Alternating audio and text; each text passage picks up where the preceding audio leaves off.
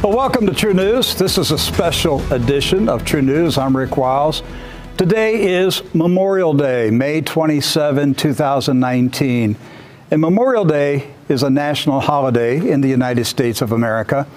It was originally known as Decoration Day because a tradition started after the U.S. Civil War, where people visited the grave sites of American military veterans and decorated their graves with flags, ribbons, and flowers. Decoration Day eventually became known as Memorial Day. It is meant to be a solemn day for American citizens to remember and honor the veterans who died in battle in defense of our country. On today's edition of True News, you will hear the shocking true story of the most suppressed event in American military history. I'm referring to the USS Liberty. The 52nd anniversary of the attack on the Liberty will occur in less than 2 weeks, June 8, 2019. Officially, the things that happened on June 8, 1967 are described as an incident. For the 34 crew members who died and the 171 men severely wounded, it was more than an incident. It was a massacre. It was an act of war against an American Navy vessel by the State of Israel during the Six-Day War in 1967. True News flew 4 USS Liberty survivors to Vero Beach, Florida. The Navy SEAL Museum in Fort Pierce, Florida, graciously granted permission to True News to record the true story of the attack on the Liberty as told by these 4 men. And we are producing a documentary video that will be released this summer. Now, here in the studio with me today are 2 men who will tell you the shocking truth about the USS Liberty that the United States government and the State of Israel have kept secret. Their names are Mr. Philip Tourney and Mr. David Gahary. These 2 men recently co-authored a newly published book titled Erasing the Liberty, the battle to keep alive the memory of Israel's massacre on the USS Liberty. The website for the book is erasingtheliberty.com. I want to first introduce Philip Tourney. He was born and raised in Colorado's Western Slope. He is a decorated veteran. He received a Bronze Star Medal with Combat V for heroism in battle. He received a Purple Heart, a Vietnam Service Medal with 1 Bronze Service Star, a National Defense Service Medal, a Combat Action Ribbon, a Presidential Unit Citation, and a Battle Efficiency Ribbon. Phil Tourney, welcome to True News. Glad to have you here. Thank you. I appreciate that, Rick, and thank you, Matt. And I would like to start off by saying my personal feelings. What you guys are doing here has uplifted me like I haven't been uplifted in 52 years. God bless you for that. We're honored. We're honored that you and the other men are here. Well, thank you. It's a privilege to have you. Now, seated beside you is Mr. Dave Gahary. Dave is also a Navy veteran. He served aboard the USS Skate, a fast attack nuclear submarine. Now, Mr. Gahary was not on board the USS Liberty. He's a journalist and a former radio show host who has devoted much time of his life helping the Liberty survivors tell their story. Dave Gahary, welcome. Glad to have you here at True News. Thank you, Rick. Thank you, Matt. Great to be here. And we have 3 more men who are here in the studio, and they will be with us on tomorrow's True News, and they're going to spend the hour telling their story. Matt, you have been with all 5 men for several days over at the Navy SEAL Museum. And I want to thank the SEAL Museum for their kindness in letting us use the museum to record these testimonies. And we're going to produce a documentary that will be released to our viewers this summer. I've never seen Matt so visibly shaken as he was when he came in the door the first day of filming your interviews. He was emotionally shaken when he walked through the door. It could barely speak, and I knew whatever happened that day, that it was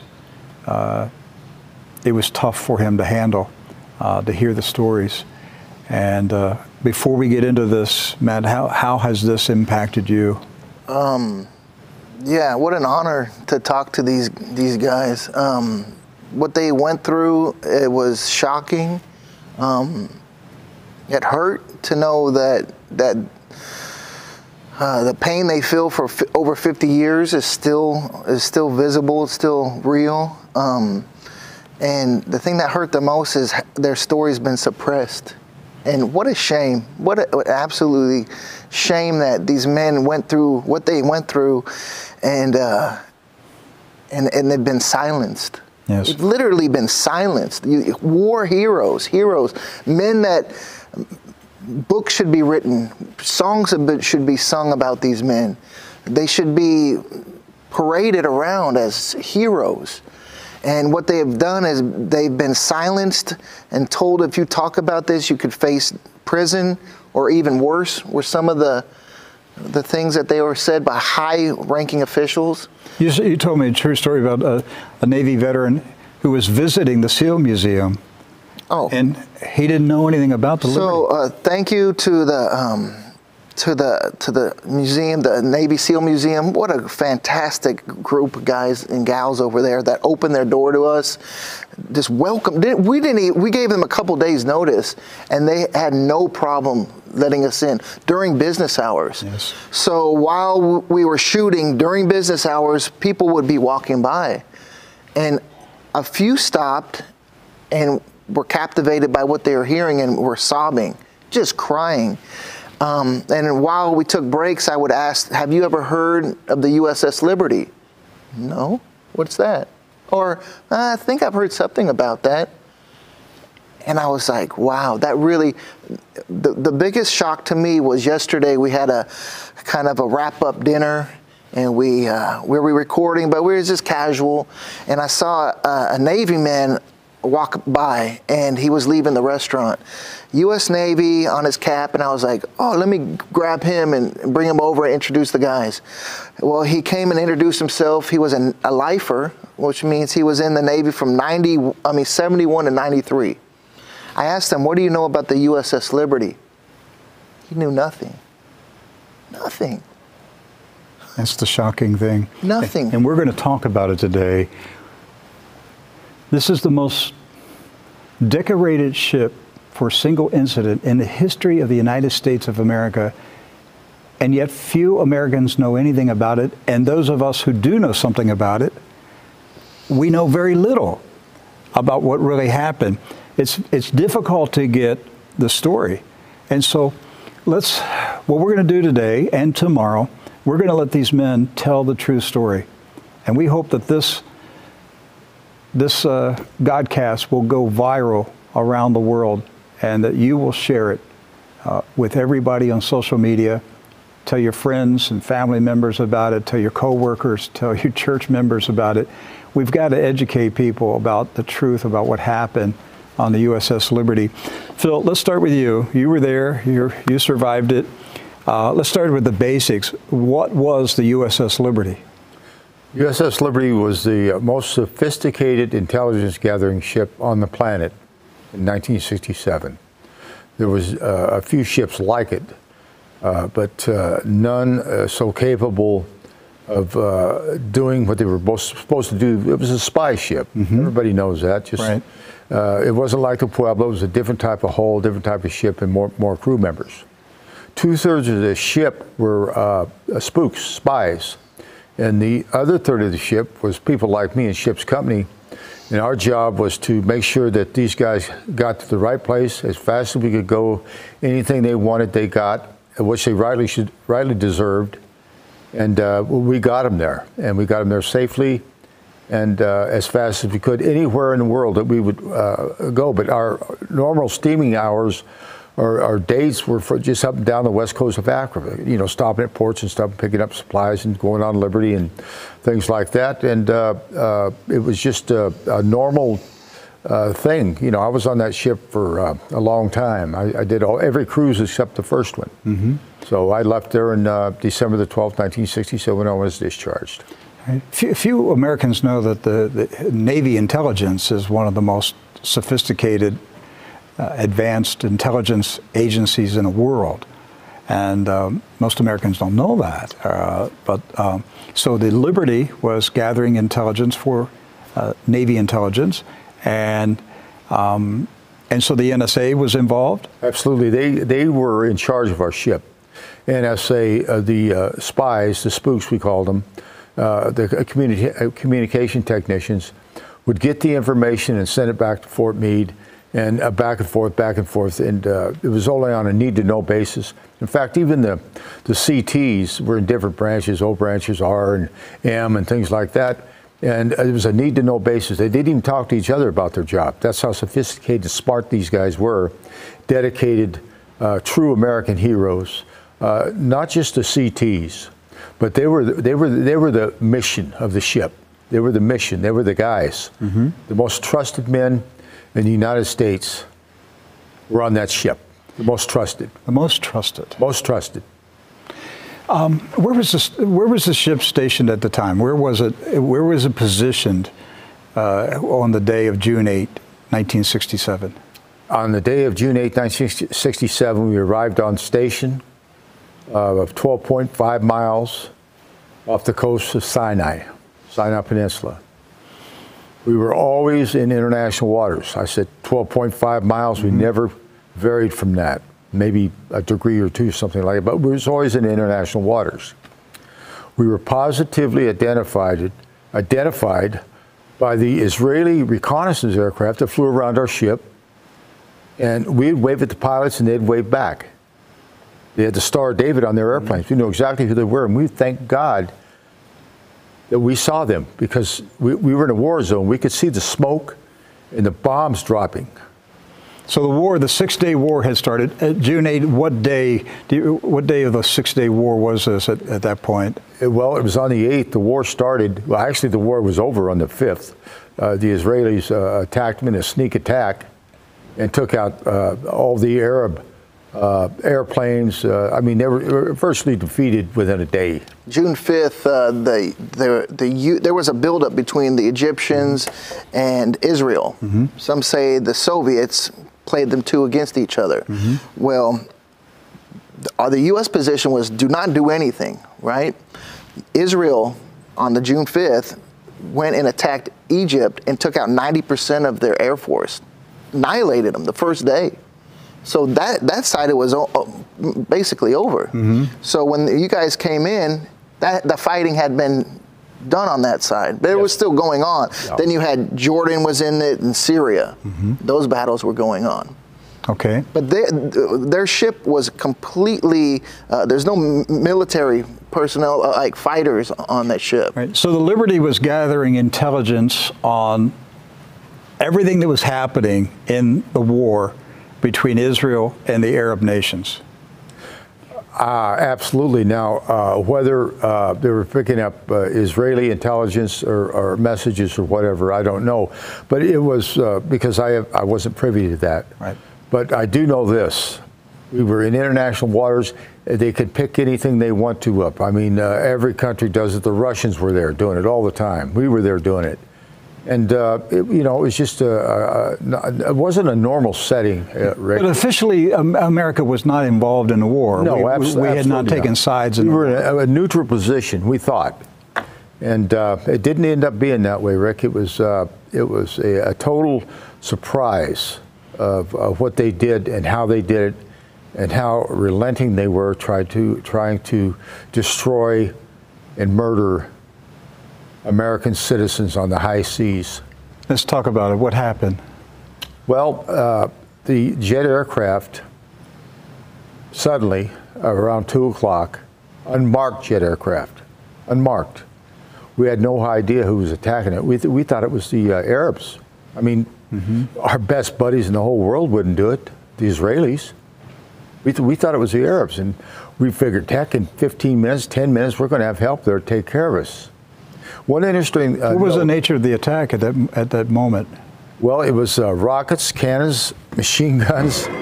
This is a hole right here, and I cut this out personally. I gave it to a friend of mine, Larry Thorne. He was aboard the ship. And mine was destroyed or thrown away by my ex-wife. Thank you very much. And but Larry said, "You cut this out, Phil. You can have it."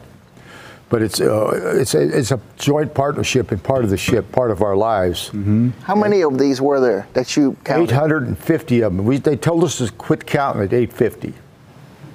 850 of those were in the ship. Over 5,000 armor-piercing bullets. Napalm was dropped on our ship. Napalm? Napalm. 5 torpedoes were fired at our ship. 5, with out of 3 torpedo boats. 4 missed, and 1 hit on the starboard side, just about 2 frames, or 1 frame, from the engine room. If it hits the engine room, we're all gone. Well, we wouldn't be here. So, where were you when the attack started? I was at my duty station, my work position in the shipfitter shop. But my damage control station, I was assistant on-scene leader.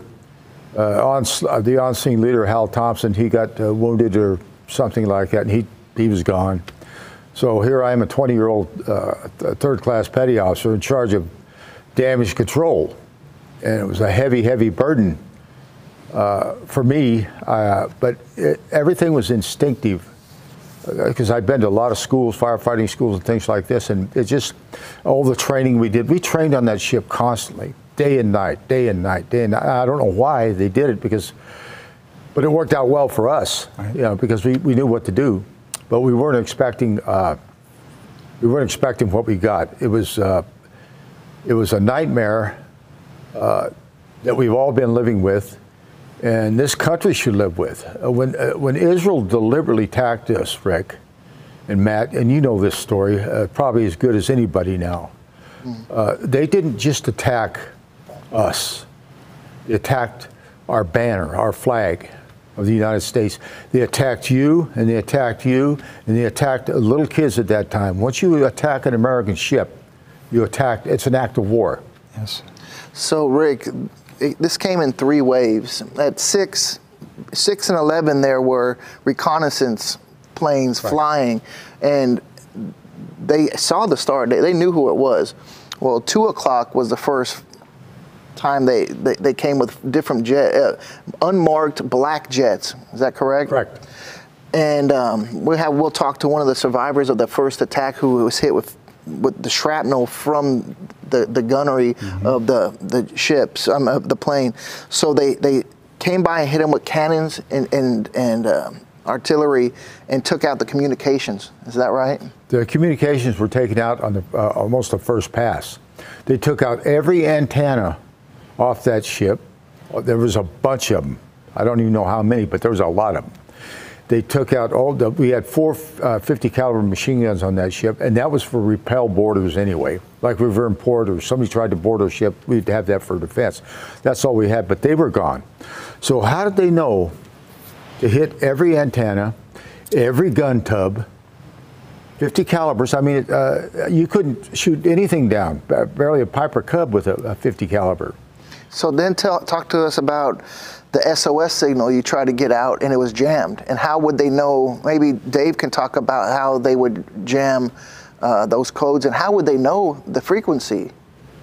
Well, they knew everything, and where they got all the information from, God only knows, but they knew everything. They jammed it, and when the planes would quit attacking us for that moment, then we did get a distress signal out from a radioman, Terry Haldebardier. He's passed on, and so they could only get those codes if there had to be somebody in the U.S. government who decided that Israel should have these codes, or Israel had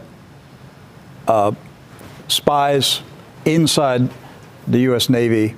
Well, that was providing information to them. You just set this up for Dave. Dave, tell us what you found, because Dave has done a lot of research on this, and he figures he knows who did that. Well, the evidence is there that, as is the case then and as is the case now, there are probably an unknown number of American Jewish spies infested in the United States government.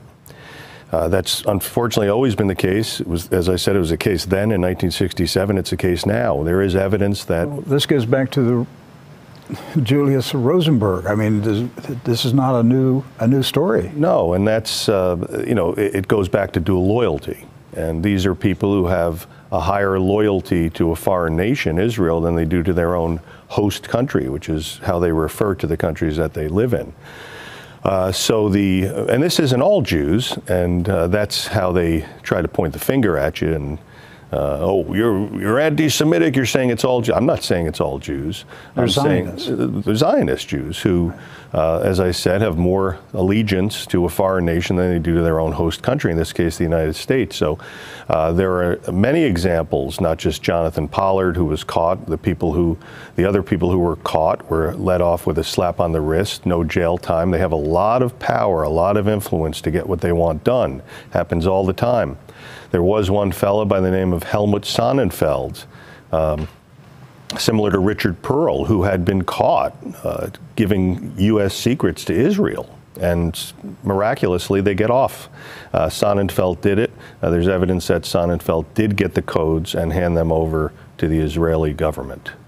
That would be the only thing that made sense for them to be able to jam the tactical frequencies of the Liberty and the distress frequencies of the Liberty. So that was their first war crime, was during the massacre, was that they were jamming the distress frequencies of a non-combatant U.S. Navy vessel in international waters on a beautiful, clear day, where the flag, every survivor that I talked to, everyone saw the flag. Every survivor that I talked to, none of them saw any markings on the jets. Dave, you co-authored this book with Phil. Yes. You're a Navy veteran, but you were not on the Liberty. What got you involved in this story? Yeah, I was 7, and I always, sometimes people assume that I'm a Liberty survivor, and I always right away say, no, I was not on the Liberty. I was 7 when the massacre occurred. And I used to call it, I never called it incident. I remember when Phil and I started on this, when I did use the word incident interjected in my discussions of it, it kind of made him cringe. I didn't know why, but as time went on, attack wasn't even appropriate. The only word that made sense was massacre. When I learned about the Liberty in the early 2000s, I, of course, was shocked, just as many people are who were in the military who never heard about it. And I had decided at that time that I was going to actually go around the entire country on my dime just to educate people in a military fraternity organization known as the Disabled American Veterans, which is a military service organization that helps wounded servicemen get benefits from the VA. So I thought that I would visit. There were about 1,500 of these chapters across the country, and I wanted to do it. And I said, well, I guess I got to start at my chapter. The first one is my chapter, which I wasn't active in. So I went into the chapter and went to a meeting and said, hey, I'd like to talk to the group about the USS Liberty. And, oh, yeah, sure, come on in. And I went in, and that day of my talk, they met, these fellows met like once a week, I think it was, once every 2 weeks, depending on the year, or the time of the year.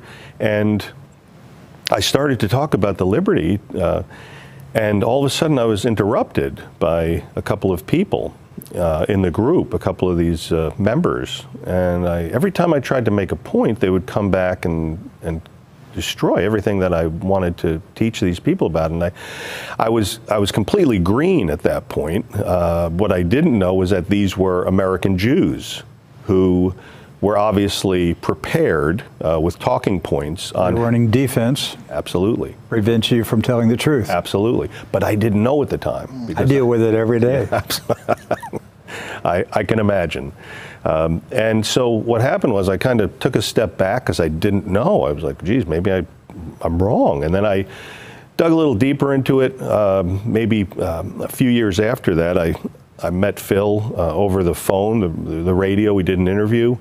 And I got back into the Liberty a little bit. And then it was in I had met Phil a few years earlier at a free speech conference in Austin, Texas, and Phil called me, and he wanted to do something. He didn't know what he wanted to do. I didn't know what he wanted to do, but he wanted to do something. And he remembered me, and he liked me, and he thought that perhaps I would be a good candidate to help get the story out there. So I said, Phil, you know, I'm really tied up with work. I can't dedicate what would need to be dedicated, but I went into his first book, What I Saw That Day, and I started to read it. And I read the entire thing, and then I read it again, and I found what I had learned were, you know, obvious small errors in ships' names or stuff like that, or it needed elaboration. And so we actually got into it, and early on at that point I said, well, Phil, wasn't there something about a movie that was supposed to be made? And investigated that, and there was nothing happening, and well, now in the end of May of 2019, I've dedicated nearly 4 years of my life to this project of getting the story out. So we're going all the way to whatever we have to do to get this story out, and we're so grateful that you folks contacted us. It's about time. Many of our viewers and listeners have brought up the Liberty and asked me to do something about this. So I know our audience is totally on your side. They want the truth out. I interviewed a Liberty veteran about 10 or 11 years ago when we were audio podcast, and I was so shocked. I just couldn't believe that this happened and that nobody knew about it. And I remember him telling me that the Israeli jets came back to finish off the survivors. So yeah, And I was like, no. And I was like, no, that can't. That didn't. There's no way that happened. And he goes, Rick, I'm telling you, they came back to make sure we were dead. Yes. Phil, what went down that day? Well, the jet aircraft used up all they had, and the official word is there was 2 or 3 jets that were attacking us. There was a lot more than 2 or 3 jets to do the damage they did in the amount of time it took, between 15 and 25 minutes, the air attack. What would you estimate? Just roughly, what do you think? How many jets? Well, in my mind, it was a lifetime.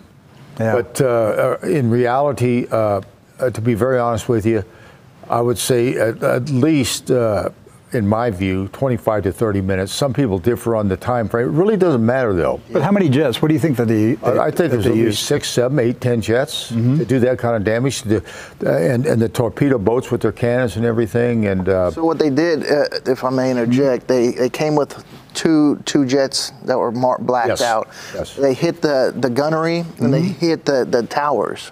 Right, about 10 minutes later, maybe even less, they came by and hit it with napalm, the deck with napalm, which is unheard of. Absolutely. Did you know?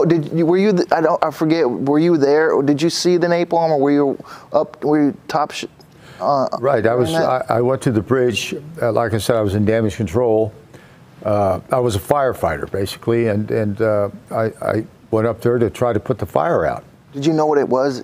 I smelled like gasoline, and I assumed after I tried to put it out to fire with CO2 canisters, it did little or nothing to it. I just kept on burning and burning and burning, and it just I went back down to get more CO2. I found one canister. I told the old man, I says, I'll be right back. And this is a very important part of the story. Is a very good friend of mine aboard the ship, Francis Brown, and I, we used to go play pool together and have a couple beers, and when we were on Liberty, and just good friends. And he was the helmsman.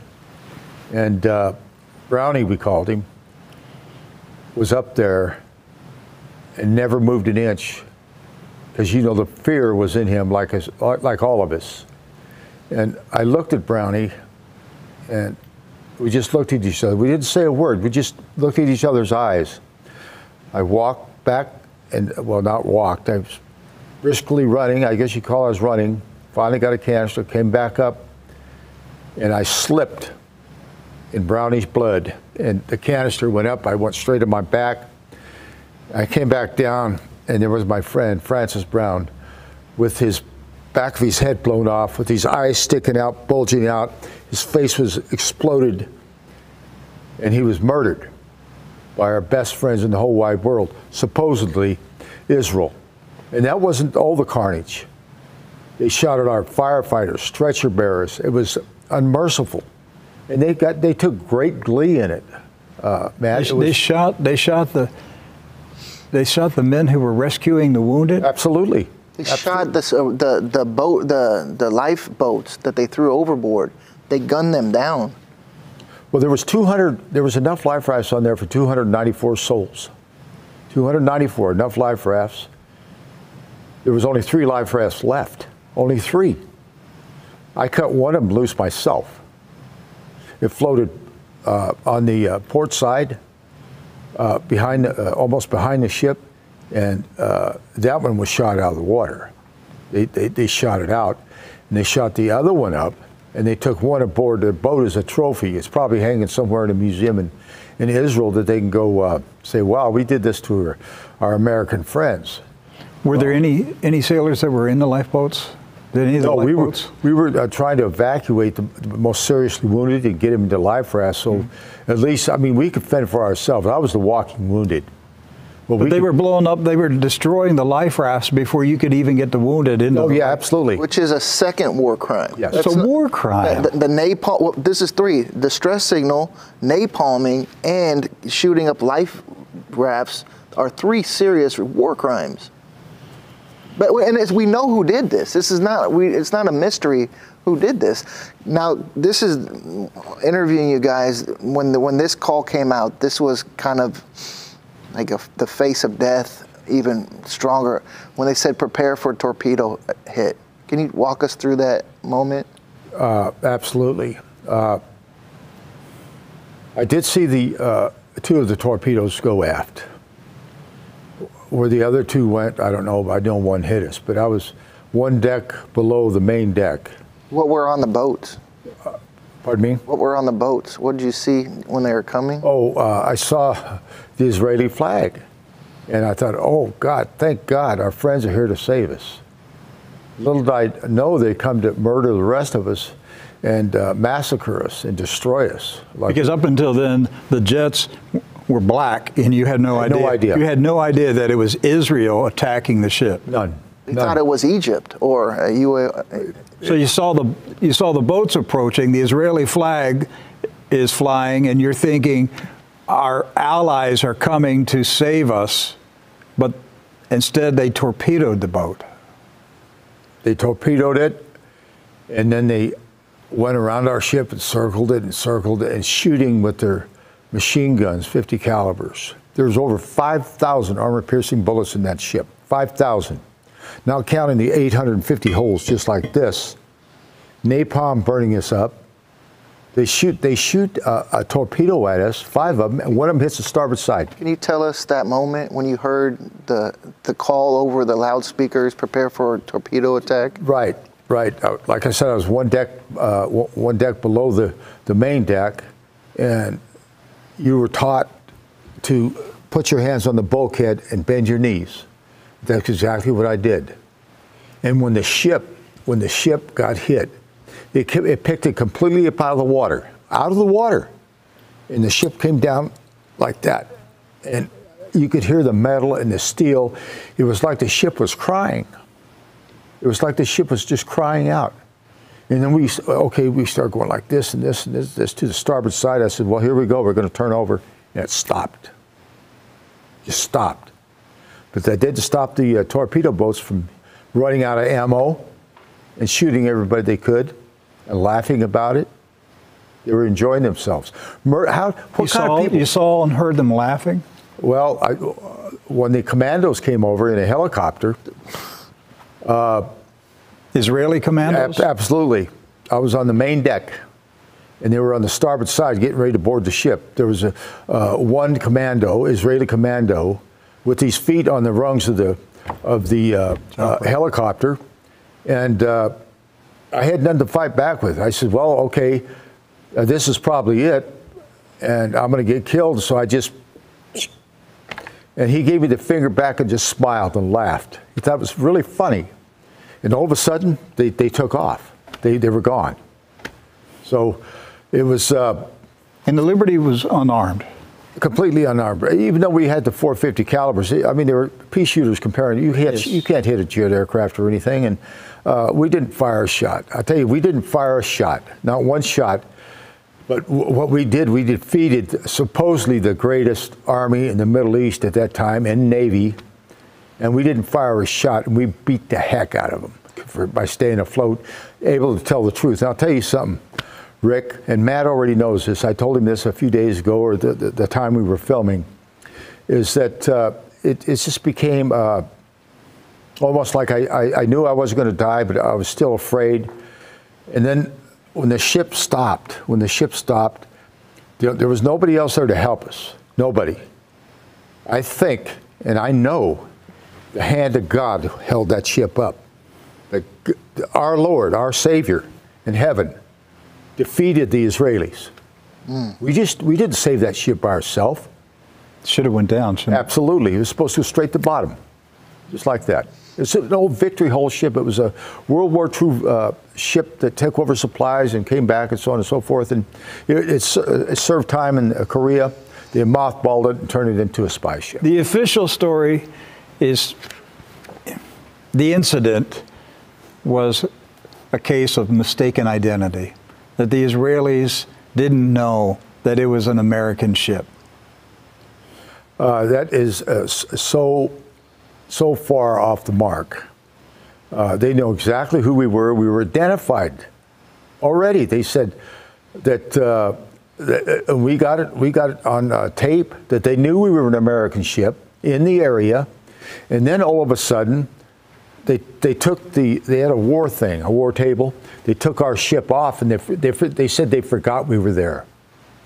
They forgot we were there, and then they said, well, it was an Egyptian ship called the Al-Quasir, and it was in important Alexandria, Egypt. Rick, we've uncovered communications, Israeli communications during the attack, identifying the ship as American. They were told to continue the attack. While they were napalming her, they called her certain names, like, you're going to get her, ram it up in her, things like that, even more vulgar. It's just there's no doubt about it that they knew. There's evidence now. There is communications now we have that they identified the ship. And if I could just bring this, between the napalm and the torpedoes was about 20 minutes.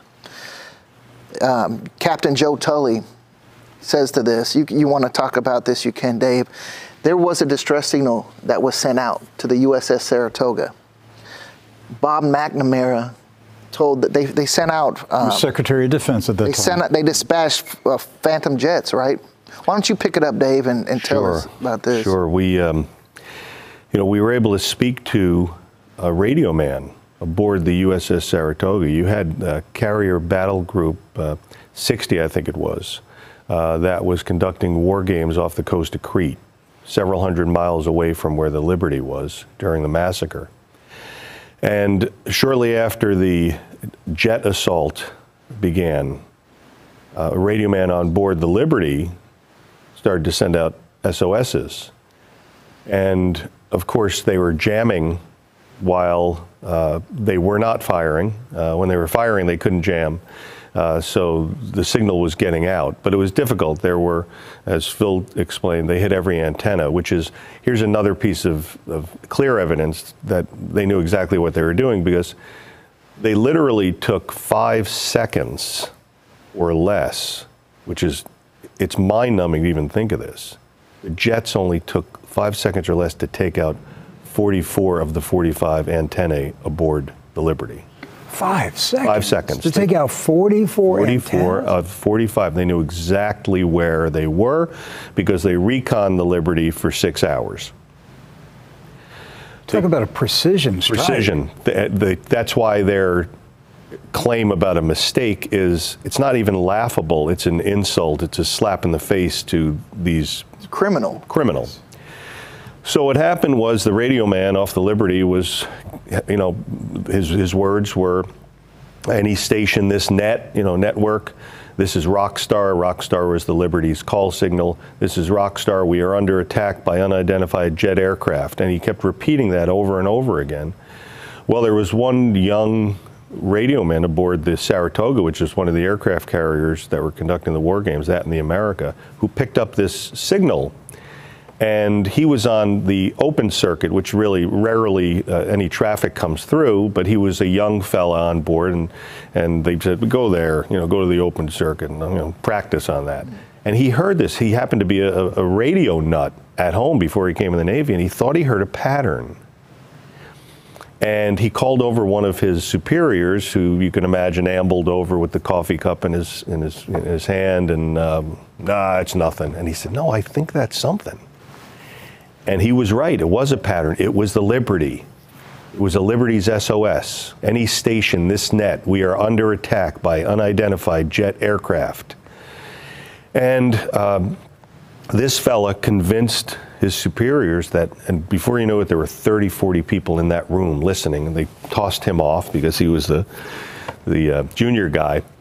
And as a side note to this, that man, to this day, is in bad mental shape because he's living with the fact that he promised the Liberty that help was on its way. And help was not on its way because our own U.S. government recalled those jets that were scrambled to come to the aid of his ship. The United States government? The highest level recalled? Absolutely. The first person to recall the ships. They don't know who it is, but they were recalled, and the command structure aboard the carriers thought that Washington didn't know. They were making some kind of a mistake. They launch another sortie to go help the Liberty. It's our Navy ship. They're in distress. They're under attack. So Washington ordered our military to stand down? To stand down the first time, and then they launched again. Robert Strange McNamara, as you said, the Secretary of Defense, got on the horn, said to call those planes back. The admiral on board, who was in charge of that carrier group, Admiral Geist, said, Sonny, you ain't big enough or man enough to get me to call those planes back who are going to the aid of a Navy ship in distress. He asked for a higher source of authentication. The only higher source above the Secretary of Defense was the President, Lyndon Johnson. Johnson got on the horn. He threatened the admiral that he'd be pushing pencils if he didn't get those planes back. Lyndon B. Johnson Lyndon B. himself was on the phone? Absolutely. There are people who heard both of them. And we have the evidence. And he said, I will not embarrass an ally over a few dead sailors. That's what LBJ said? Correct. Those are his words. That he wouldn't embarrass Israel over a few dead sailors. A few dead American sailors. And they waited 16 hours before they allowed anyone to come to the aid of the Liberty. 16 hours? You guys were just... It was 16 hours of torture all over again. I mean, Rick and Matt already knows this. There was so many wounded aboard that ship. They were all over on the mess decks, on the tables, on the floor, the deck, as we called it. Anywhere you could put a body, you found one. Over 171 wounded? Wounded and 34 murdered. 25 of them were blown to bits instantly. 25 of America's most trusted spies in the world that worked for the NSA. And they were blown to bits. And our government not only did a stand down, refused to send help to repel the attack, they let you just linger at sea for 16 hours. Hoping we'd probably sink. What do you think the outcome was, what they wanted? What do you think Israel's and the U.S.'s outcome they wanted that day? Well, there's a lot of different theories. My theory, and I think most of my shipmates feel the same way, is that they wanted to sink us, put us on the bottom, and blame it on somebody else. Now, why else would they send unmarked jet aircraft? I mean, they were trying to hide it. They were trying to cover their rear ends. Hey, wait a minute. That sounds like a false flag. Oh boy, is it ever! You hit the nail on the head, Rick. And, so the old standard Israeli tactic: we're going to attack an American target, and we're going to blame the Arabs. Absolutely. And then we're going to start a war. We'll get the Americans to come in and kill the Arabs and do their dirty deeds. I mean, this has been going on for far too long. You know, another thing that really irritates me probably more than anything is Lyndon Johnson. Now, how did he know we were being attacked by Israelis when we didn't know who was attacking us? How did he know? He says he's not going to embarrass his ally Israel or embarrass Israel over a few dead sailors. A few dead sailors? Are you kidding me? And how did he know it was the Israelis when we didn't know? We didn't know who the Israelis were attacking us until we saw the torpedo boats. So back in Washington, McNamara and Johnson knew the attack was being carried out by Israel. Absolutely, and to go along with that was the snake in the grass, John S. McCain Sr., who was Admiral McCain? Admiral McCain. He was the commander in chief of European forces, Europe. And he went along with the whole deal to cover up everything. And I'm sure that Matt will get into the Isaac Kidd here in a minute. But, yeah. But didn't Admiral McCain's son, John McCain, as the U.S. Senator from Arizona, didn't John McCain also continue the cover-up? Absolutely. Absolutely. In fact, a friend of mine, I had just left San Diego the day before that, and John McCain was having a rally in San Diego. I couldn't attend because I had to get back home. His name is James Morris. He went to the rally, and he starts screaming out, "What about the USS Liberty, Senator? What about the USS Liberty?" And John McCain says, "You jerk, get him out of here. Get him out of here." So they escorted James out, but McCain would never confront or talk about it. When he was alive, I used to call him, write him, everything. Every congressman, senator that I got a hold of, including the FBI, the CIA, NSA, all of them. The Navy said it was a mistaken identity. The Navy said it was a mistaken identity. The survivors said, no, it was a deliberate attack. So our word didn't mean anything.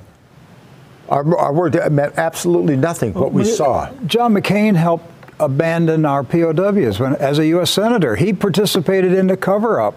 But there were still Americans in Vietnam. Yes, sir, and they called him a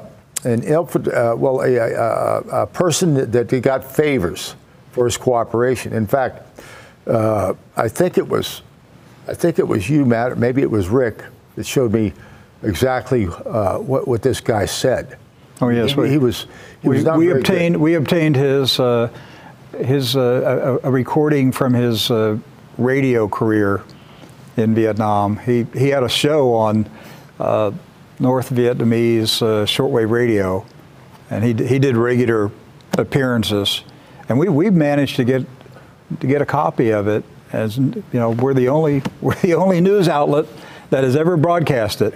It cares. So so after the help came to Davis and America, right? They came to the aid and they started lifting wounded off of the Liberty onto helicopters, and they made a decision to go back to Malta.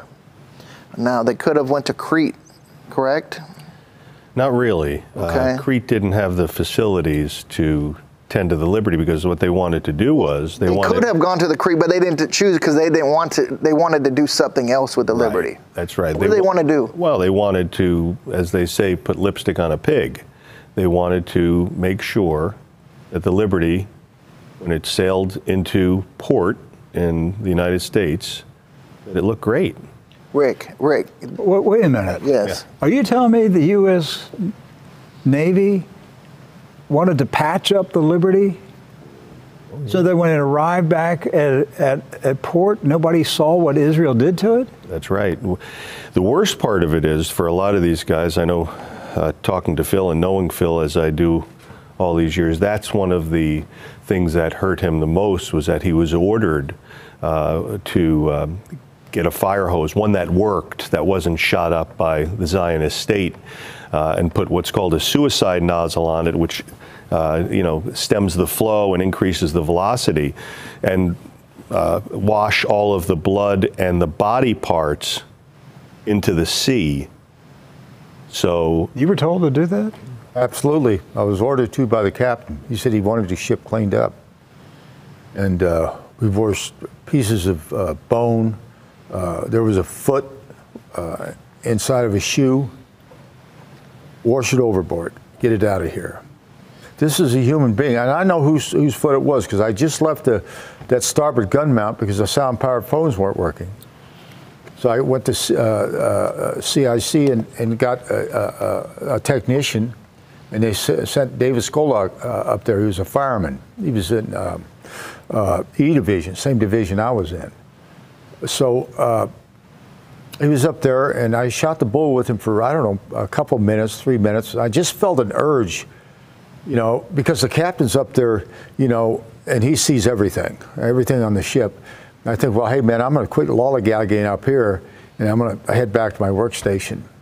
And just as soon as I left, just as soon as I walked probably 100 feet back to my workstation, I was going inside the hatch, and the whaleboat, they come over the 1CM and said the whaleboat, they test them every day to make sure the engine's working, all that. And at that very moment when I got in the hatch, it exploded. The whaleboat was just outside my work area, and I said, oh my God, they blew it up. And I started to go out, and this first class niece grabbed me by the neck, and he says, hey man, get back in here, we're under attack, and I said, wow, okay, he probably saved my life, because I mean, they were just, I can't tell you how severe and how bad it was to witness and to see and to hear and to feel the carnage that these Zionist murders put on America, and our own government covered it up for them. So, Rick, when they ported in Malta, can you talk to us? But they took certain people, and they're going to brief them on what to do and what not to do. Can you talk about Admiral Kidd? Absolutely, and actually, it was 2 days after the attack. Oh, okay. Admiral Isaac Kidd, along with Ward Boston, he was a JAG officer, came aboard the ship. And this is out at sea. And this is one of the reasons I think that they sent us to Malta too, is to make sure everybody was debriefed, told what to do before we got into port. So I was in a group of 5 people, and I was the last person he interrogated and talked to. He took his stars off. Said, I'm just like you guys. He threw them on the stainless steel table. I'll never forget it. It sounded like a great big bell. And I was still kind of, shell-shocked. I guess that's the correct word. But I thought it was great. I said, man, we could tell this guy anything, because he's going to take care of us. He's going to explain to us, why we didn't get rescue aircraft and all that other stuff. We told him everything that we did and what we saw. Did you see the torpedo boats? Yes, sir. Were they headed? Did they have any markings on them? Yes, sir. He says, you don't have to call me sir. Remember, I'm just a regular guy now. Don't call me sir.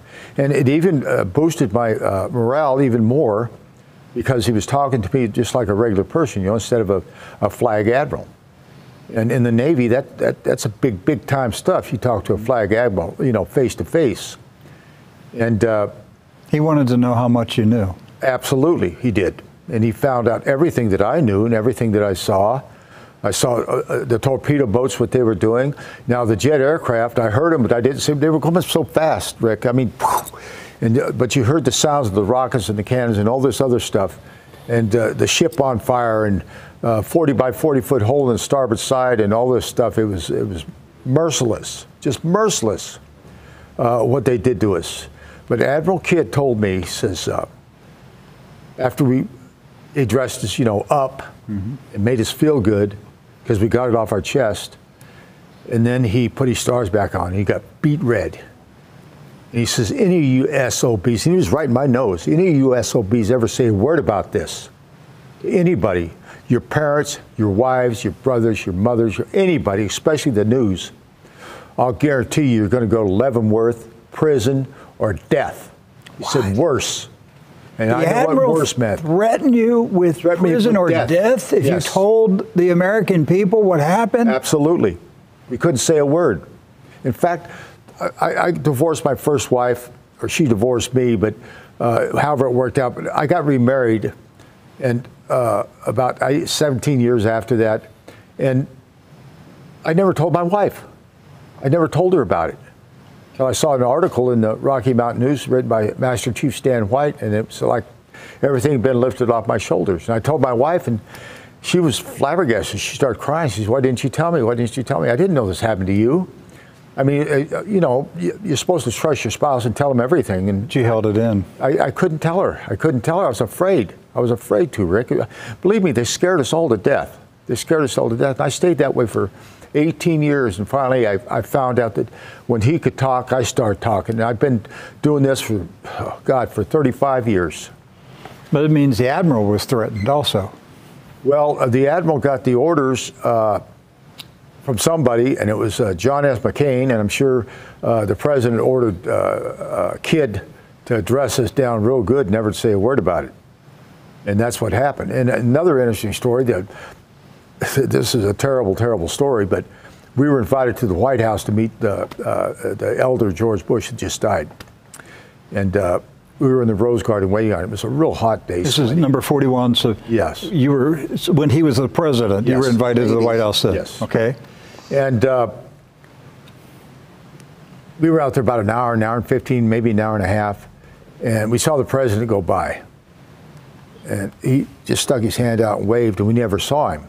Here comes Brent Scowcroft and Sununu saying, well, the president has so much to do, this and that. There was a parade that day for the Iraq vets or something like that. But he could take a few minutes out of his life to greet us. Our captain was there. He received the Medal of Honor. He was wearing his Medal of Honor, and he spat on that man's heroism. It's terrible what they did. And they're still doing it. And I blame every president since then or after. I blame all the congressmen then as they are now. They're bought and paid for political whores. Excuse my expression, but that's what they are, political whores for the Zionist state over their own people. Over their own people, the American people. They don't serve us. We've been sold out. Sold out. We've been bought and sold. It's incredible. And the Israeli Zionists are laughing at us. Well, of course they are. If you want to get elected, you better go through AIPAC and the ADL and all that stuff first, or you aren't going to get elected. That's it. Period. Now they gave away the Golan Heights to Israel. They can have it, and they said they're going to call it Trump Village. Think about that. Yeah, they're going to build a town in the Golan Heights. They ought to call it the Stolen Heights. Yes. But they're going to name a town. They're going to build a brand new town on stolen land and name it for Donald Trump. You know, gentlemen, there are a lot of Palestinians watching us in Palestine. I'm amazed at what's happening with this Godcast. Our audience is exploding all over the world. And we get emails from Palestinians who are watching us, and they can't believe that God has raised up in America a Christian voice that is telling the American people the truth about the Zionist state of Israel. Because they feel like they have been abandoned, forgotten by the world. Their children get shot every week by the Israelis, shot in the head by Israeli snipers. Nobody does anything about it. They're protected. And the Palestinians are watching us now and saying how much it means to them that there are some Americans who are now speaking out and saying what's being done to the Palestinian people is wrong. But what you just described, this is a pattern that's been going on for decades. When we had a discussion a couple weeks ago about John F. Kennedy, and I knew that John F. Kennedy was opposed to Israel getting nuclear weapons. But I didn't know that there were heated arguments between Kennedy and the Israelis right up until he died. That Ben-Gurion refused to meet with Kennedy, gave excuses. It's Passover. I can't meet with you right now. Kennedy was getting upset with the Israelis, and I read that there were Israeli military leaders who feared that Kennedy was going to send American commandos into Israel to seize the Dimona nuclear research facility. Yes. So what happened to Kennedy? He gets his head blown off. In broad daylight. In daylight, there is we could do hours of shows about this, about the Israeli connection. All right. Jack Rubenstein, name was not Jack Ruby, it was Jack Rubenstein. He worked for Meyer Lansky. Yes. Who ran the Jewish mafia. Right? There's all kinds of connections here. But behind Kennedy's car in the motorcade was Lyndon B. Johnson. Whose mother? Yes, but what I think is that I think Lyndon Johnson never was able to erase from his mind the crack of the rifle. He heard it. Think about Johnson. He heard the rifle shots. I think when he went into the White House, he knew who killed Kennedy. Absolutely. There's no doubt in my mind. And that's why, in my view, that's why Lyndon Johnson ordered a stand down. It wasn't that he didn't want to embarrass Israel. He wanted to keep his skull intact. Absolutely. Absolutely, I agree with that. And every president since is terrified of them. Oh, absolutely, they're all terrified. So is the Congress, our paid-for Zionist Congress. They don't say a bad word about Israel. And in fact, Lee Zeldin from New York is trying to pass a bill you can't say anything about Israel or you're a bad person. I mean, but they're criminalizing you're right. criticism of a political state. They're going to put us in jail for telling the truth. We didn't kill anybody. We didn't hurt anybody, and they call him, me, my other. You're anti-Semitic for saying the things that you just said. Yeah. In their view, you're anti-Semitic. Absolutely. I'm a Jew hater. I'm a Nazi. I've had. Have you been threatened? Have you been threatened? Absolutely. Absolutely. When I first started speaking, I'd get phone calls. You better quit what you're doing.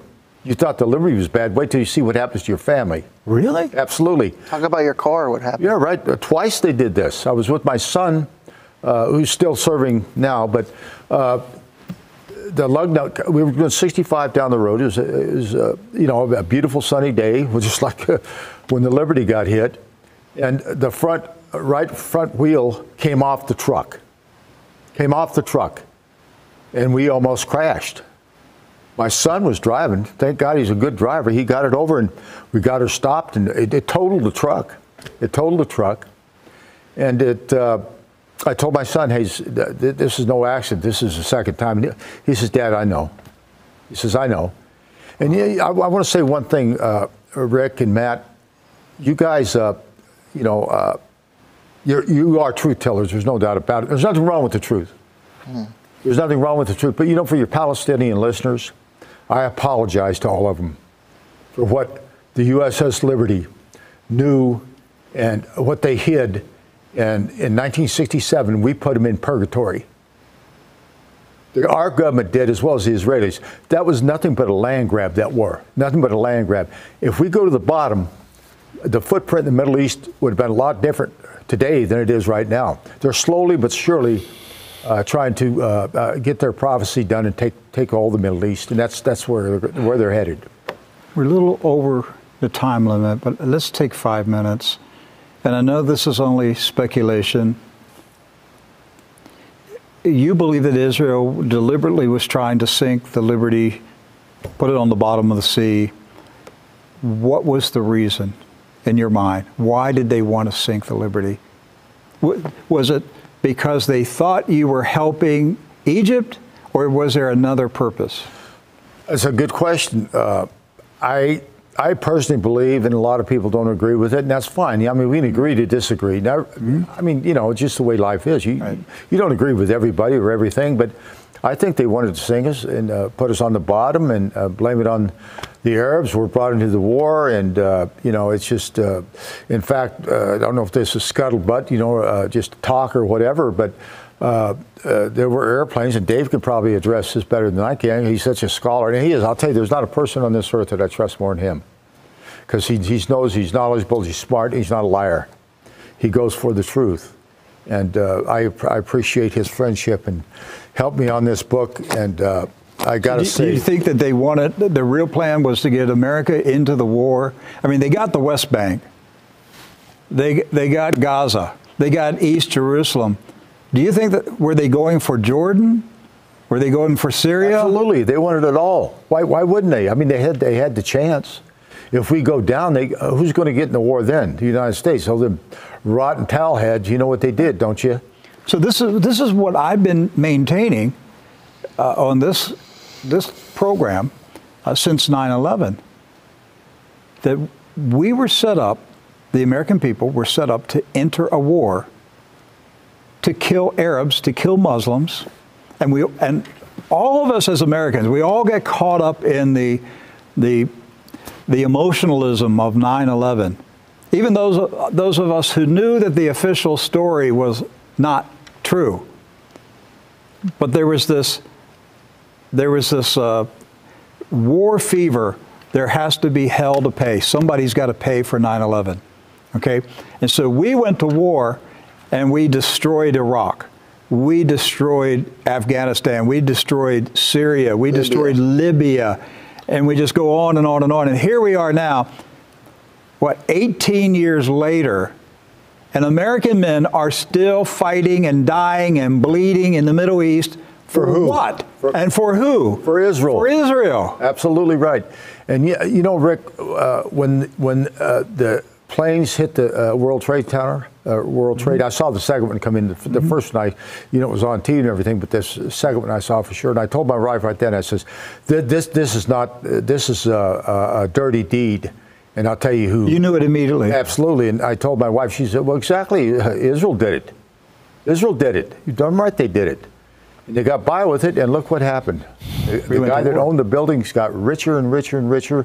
3,000 lives are lost, not counting the craziest men and women that went and fought that Iraq war, and Afghanistan, and you know, just it's. Well, General Wesley Clark openly admits that he tells the story that weeks after 9/11, he was in the Pentagon, and 7 countries. An officer handed him a folder and said, General, we're going to war with 7 countries in 5 years. Sure.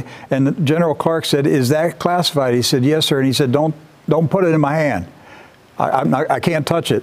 Tell me. All right. And so the other officer told him, name the countries. And guess what the last country, I mean, we had Afghanistan, Iraq, Syria on the list. The last country is Iran. Where are we at right now? Israel is getting ready to do another false flag. I think they're going to sink a ship, and we're going to see perhaps thousands of American sailors killed, so that the United States, the people will be enraged, and we will go to war against Iran. I really believe this is what they're planning to do. And they're working up the war fever right now. They're getting the people prepared for it. And, you know, they're talking about, you know, 120,000 American men being sent to invade Iran. Well, what will be the next liberty? And that's why this story's kept quiet, yes. Because if the truth comes out, then we will know what will happen, and we can call these false flags for what they are. Can the production put up the medal, the honors that were given, the decorations? Can we show that graphic? I want to show you, this is the most decorated U.S. ship in the history. Look how many, 208 Purple Hearts, 1 Medal of Honor, 2 Navy Crosses, 12 Silver Stars, 26 Bronze Stars with Valor, 9 Navy commendations. Rick, we don't know about it. But Rick, when they gave them these decorations, where did they give them to you? I didn't even know I had anything coming until 2 years after that. I was out of the Navy, and some guy was knocking on my door. It was a lieutenant. He says, you got to get down to the recruiting station on base. And I said, "What for?" He said, "Well, we got something for you." He wouldn't tell me. He says, "Wear your uniform."